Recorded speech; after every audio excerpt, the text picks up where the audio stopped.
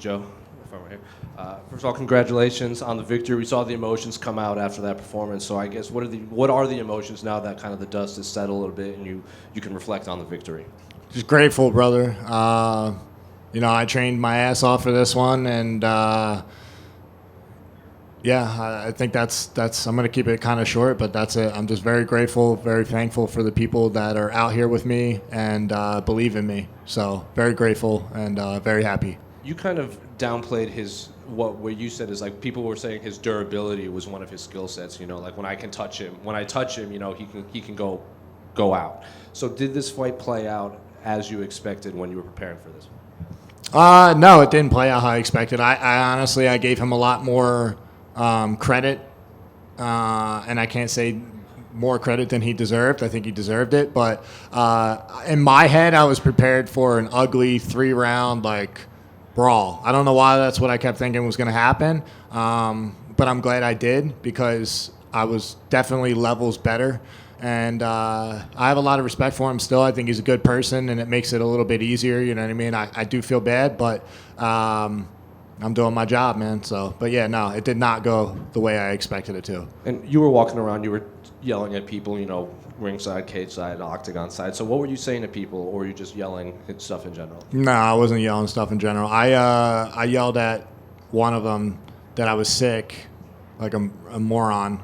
But yeah, I yelled at DC or somebody and said that I was sick my last camp. So and that's very, very true. I wasn't my best self preparing for Jack, and I think it was the best thing that's happened to me. And my coaches pulled me back in, and my teammates, particularly Jonathan Webb, John Marquez, and Sean Brady. We all sat down and got my ass back to the grind. So everything happens for a reason, and I'm very thankful for the experience, and I'm just grateful for this win. Feels good. You said you yelled at DC. Was that specifically at him, or did you just happen to see him first? Nah, it was kind of at the whole broadcast team, just because everybody kept saying my hype was gone and my what the fuck did they say? They said my hype was gone. They said something else. So I was just letting them know that wasn't. It's not true, because now I got a knockout and everybody's back on notice. Oh shit, this kid does. It's not a fluke. I didn't just kind of have a little streak and then I lost to Jack and I'm done. It's like, nah, bro. I was hurting for that fight. So, but it was a good opportunity, and I would be foolish to say no, regardless of it being a loss. It's not like I got knocked out. It's not like I got dropped. Not like I got submitted. So it's an easy loss to process, but it's also very easy to learn a lot from that fight. So, yeah, I'm grateful for it. And you called out Paul Craig. Why specifically Paul Craig? I don't know. I don't like the dude. That's the only thing I can say is I don't really like the guy. Something about his fucking face, and I think it's the antics. Like, he'll get in your face and be all, theatrical, and then he gets touched and he falls down like a back princess. So I think it makes sense too. Logistically, it actually makes sense to me. He was number 14. He fought Kaio. He lost, and now I don't know where he's at, whether he's 15 or just outside the rankings. And I'm number 19, and I just got to win. So let's line it up. That's what I'm interested in. So why not? I'm doing my job. It'll be fun. Has he said anything to you specifically? Nah, he just fucking looked at me weird one time. I don't even think he remembers, but I hold grudges, so fuck him. And you did mention Callout, Barriault, so I just want to ask about this middleweight division in general. You got guys like you, Bo Nickel, Callout, Barriault, Shara Bullets made some waves. So what do you make of kind of this young crop of middleweights that are kind of rising up the rankings all at the same time? Yeah, we all got our niche of what we're good at. We're all tough. And we all have our area expertise, so it's good. It's exciting. I think the middleweight is probably one of the most dangerous divisions, right? In my opinion, as far as power, I don't think we're the most complete, but it's getting there. It's a deep division. Robert's really good. Izzy's obviously good. There's a ton of really good strikers in this division. So, and I'm among them, and I'm among one of the hardest hitting ones. So, yeah, I love it. Joe over here. Would you like to get another? Yo! I know, Canadian. It's all good. It's all good. I didn't take it personally, so don't worry. Right. Do you want a 5-round fight for your next one? Because that was something. No. Okay. No. Just in terms of, I thought, more experience in the 5 rounds, and you mentioned not being happy with what some of the stuff that was said, maybe to prove them wrong, right? Listen, I would fight Paul Craig in 5 rounds if they wanted to make it a main event. I just don't know if it makes sense for them to make 2 guys that aren't ranked 5-round fight. So, and I'm not looking to jump into the rankings super soon. I took my dabble, and just because I got one win doesn't mean that I'm ready to take on the champion. So I think, let me get 1 or 2 more repetitions in against tough opponents, and let me start with Paul Craig and see where we're at, and then maybe we can do that. Didn't look like you took much damage tonight. When do you want to have that next fight? I would like to fall. If it's that fight, I would like to fall. But one thing I promised myself, which I haven't done since I broke my elbow on the first Contender Series, which is almost 5 years ago, is I'm going to take a vacation. And I've been saying I was going to do it, but I keep lying to myself, so I can't wait to do that. And I can't wait to dirt bike, baby. Where are you going on vacation?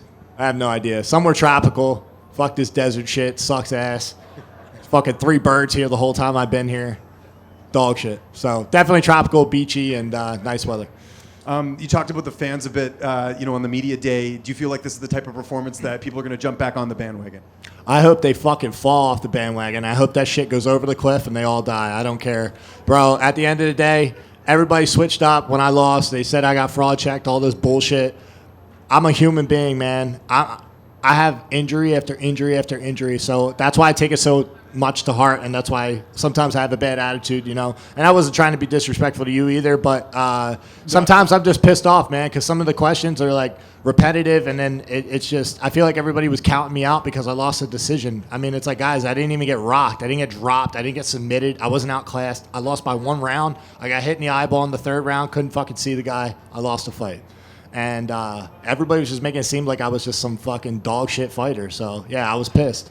Did you figure out now, sorry, this is my last question, did you figure out that Mark does speak English? That was something you said immediately. Yeah, 100%. I do retract my statement. He does speak good English. And one thing I'm trying to be nice about, which I'm allowed to be happy for my moment, but I think he's such a good dude. I didn't realize he was so involved with, men's mental health and things like that. I definitely have had my fair share of just fucking being a moron and having to learn to grow up, and it's hard, and it's it's mental health is something you battle every day. Some of us do it by ourselves, some of us reach out, and some of us never say a word. So nothing but respect for that man, and I hope to talk to him in the future, and I told him I would.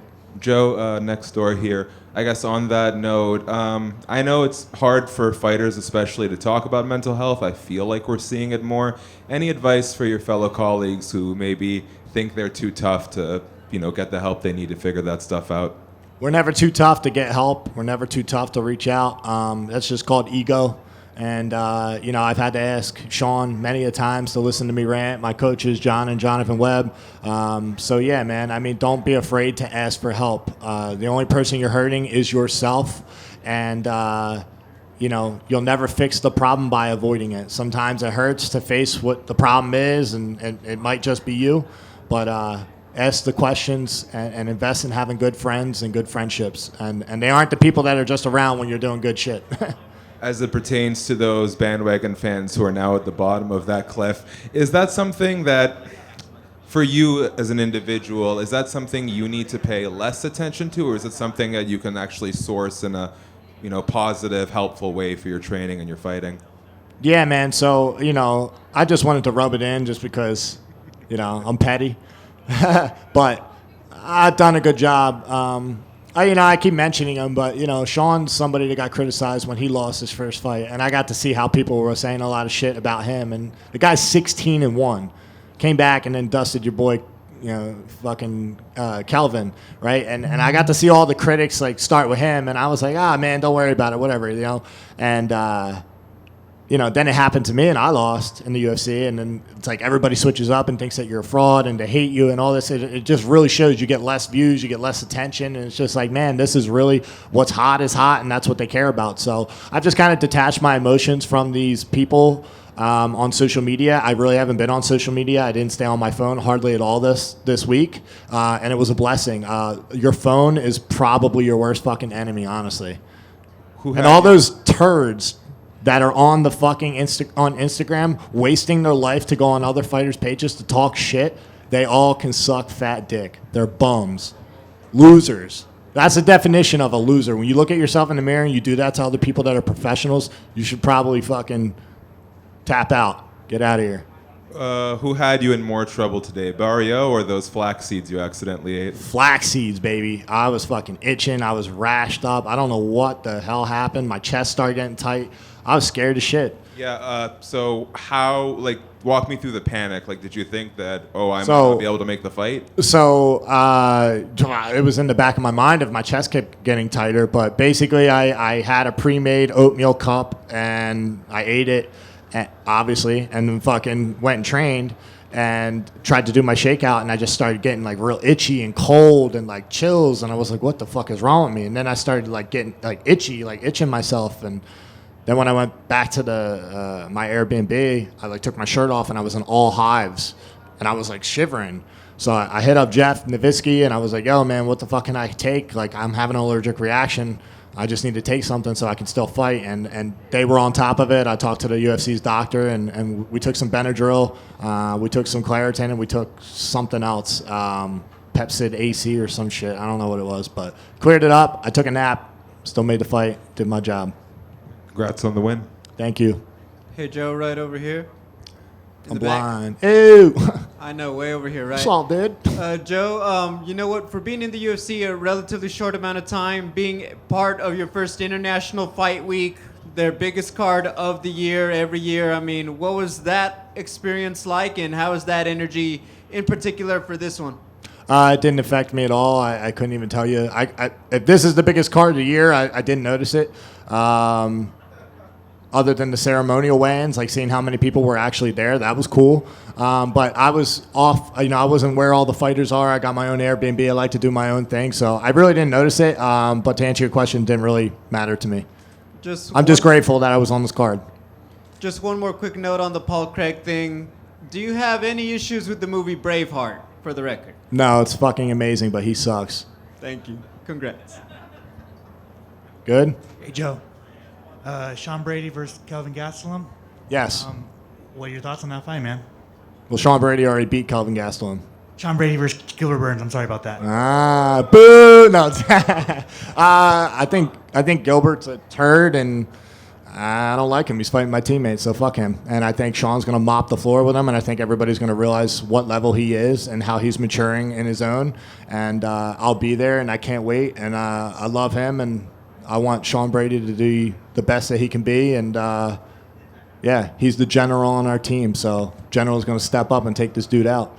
Congrats, man. Thank you. Does Sean hate your opponents too? Sean does not hate my opponents, I don't think, no. He's not like me. Like, I'm a wild man, like, all over the place emotionally, angry motherfucker. Like, he's level, you know what I mean? He also is, like, different to me. Like, I'm very socially, he says what he's got to say and he does his thing. So, no, I don't think he hates my opponents. And if he did, he would tell me. So, he just doesn't hate people for no reason like I do. Who do you think hates more people irrationally, you or Sean Strickland? I think Sean Strickland's been super respectful to me, and he's been super nice. So I would say me, maybe. I don't know him personally like that, but like he also told me good luck for this fight through somebody that was, on my team, and it was really nice. So yeah, I don't know.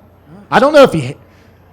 I mean, listen, bro. He's just vocally. I think we hate the same amount. It might be me. I hate a lot of motherfuckers. Sounds like you hate them all day. He just hates them when he's in front of us, maybe. Yeah, I won't say as much because I'm afraid to get canceled because sometimes I'd be slipping. Is that a fight that would interest you? Right now? No. Or later down the line? Down the line, absolutely. Anybody in the UFC middleweight division down the line, when I feel like I'm ready to take a run at the belt, which is what I'm doing, right? I'm learning.